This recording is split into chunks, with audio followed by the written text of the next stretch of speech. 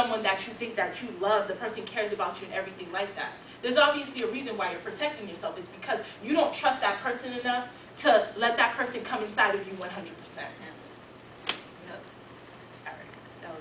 I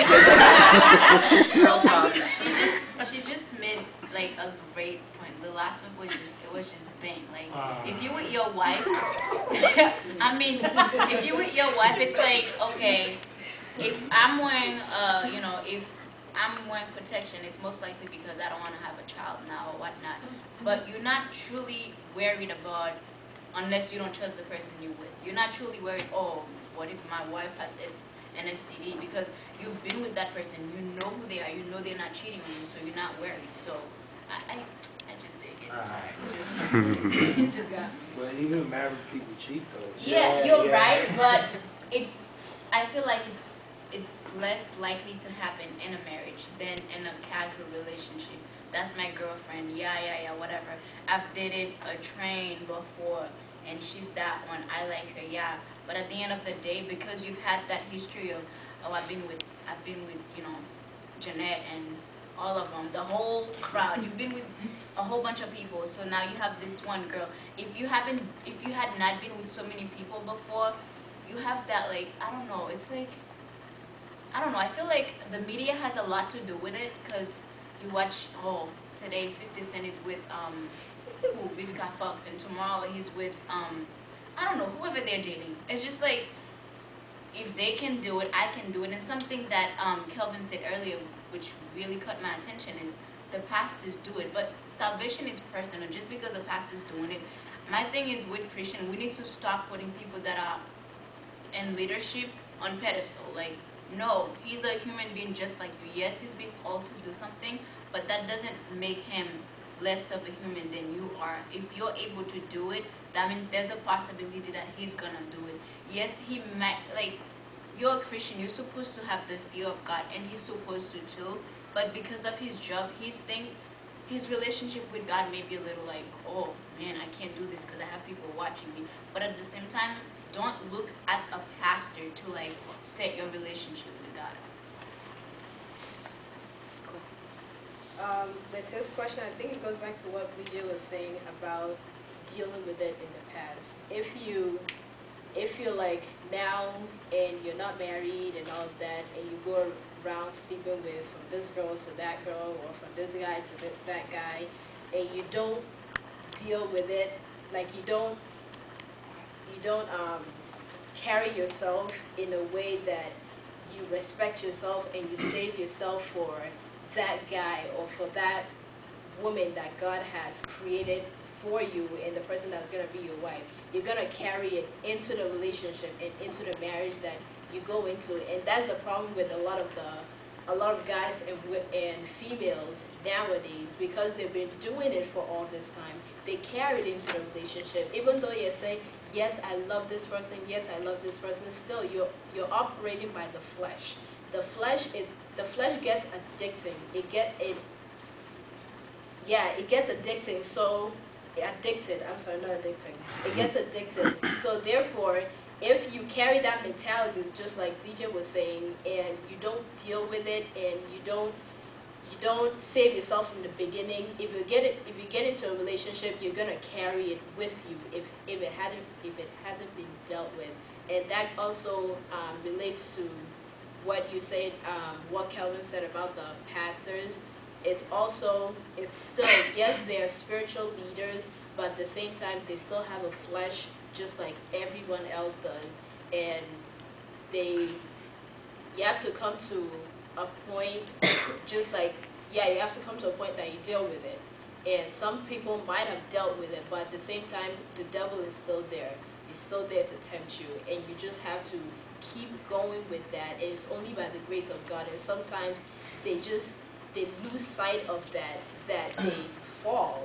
And I mean, it's not like, oh, they fall, or they're not spiritual leaders, or they weren't all that great, or they were fake, or whatever. But they're humans, and it's just by the special grace of God, just like it is for everybody else. To what the statement you said about even a married person can cheat, I think it goes back to what you said. about how the importance of marriage has been lost, basically. Because if you truly love somebody, you don't want to hurt them. And obviously, if you cheat on your wife or your husband, you're obviously going to hurt them because of that bond that you guys have together. And with marriage, if you look at sex and when it's done in marriage between two people who are pure, who are virgins, you'll notice that with the first sexual intercourse, when the hymen breaks, blood usually leaks out. And what that signifies is the covenant between the two people. You see, when God came and died for us, he had to shed his blood, which signifies the covenant that he has with me and you, saying that he died for us. And because of him dying for us, we have a gateway into heaven. And thereas, that's why with blood, whenever blood is shed for something, I don't know if you guys are familiar with cults, stuff like that. When in order to be initiated into a cult, you have to give a piece of your blood. That signifies that you have a covenant with them. You're a part of them now. We're all one blood. In the same way with sex, when a man and a woman have sexual intercourse for the same time, as the penis is penetrated into the vagina and it breaks the hymen, blood is shed, which signifies these two people are bound together spiritually, physically, emotionally.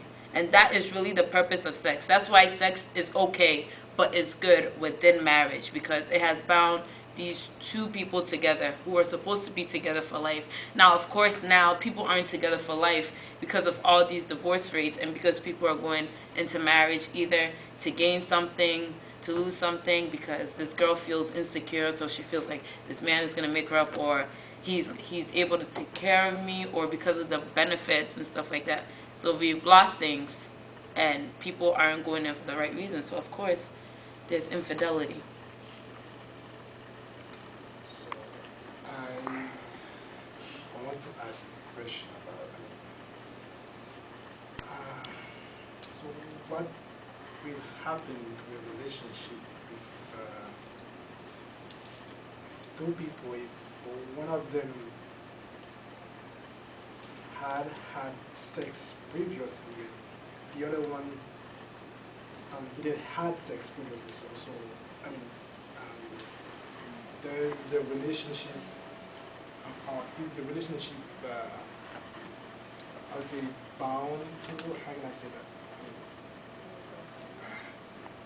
I don't know, is there a greater risk for a, I don't know, separation, or they want to be able to go further? I don't know how to phrase that. Are you trying to say like, somebody who's a virgin being with somebody who's not a virgin, so you think that person who's not a virgin will want to push that person? No, no. Are they married? No. If these two people have a relationship now, so I mean, can they, or can this relationship be successful? Of course, why not?